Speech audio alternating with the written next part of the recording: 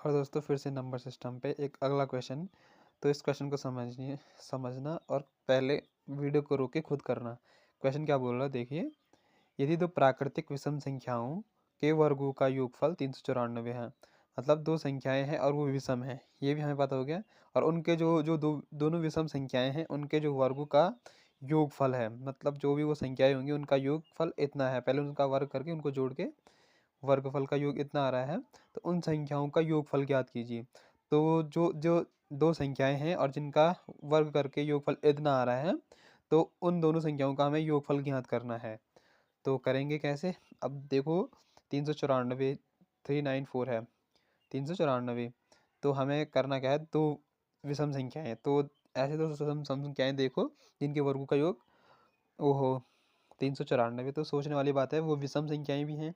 तो पहले छोटे से चलो, 10 का वर्ग 100, और 10 तो सम संख्या है सॉरी। तो 11 और 13 लेके चलो, तो 11 का वर्ग 121। पहले 11 और 13 लेते हैं, ठीक है। 11 और 21, 11 का वर्ग 121, और 13 का वर्ग 169। तो ये कितना हो रहा है, 9 1 10, 6 2 8, मतलब होएगा ही नहीं, 4 आएगा आखिरी में। तो ये तो होगा 11 और 13 तो होगा नहीं। और 13 और 15 देखते हैं।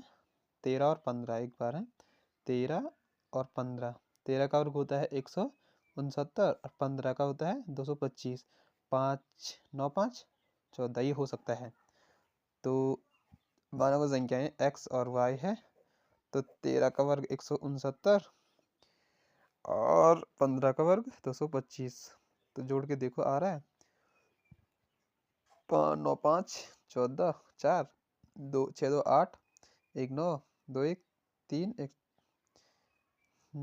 2 1 और 3, हाँ सही आ रहा आंसर। तो मतलब वो संख्याएं होंगी हमारी, क्या थी, 13 और 15 ना, हाँ 13 प्लस 15। तो वो संख्याएं हमारे 13 और 15 हो गई। तो वो क्या बोल रहा है, उन संख्याओं का योग, तो 15 और 13 हो जाएगा 5 और 3 8, 1 1 2 28। Answer simple. देखो बस हमें क्वेश्चन समझना पड़ेगा पहले। अगर हम यहाँ क्वेश्चन नहीं समझेंगे तो फिर यहाँ फंस जाएंगे। तो इसमें सारा बताया है, अगर आपको समझ आया तो like comment share and follow.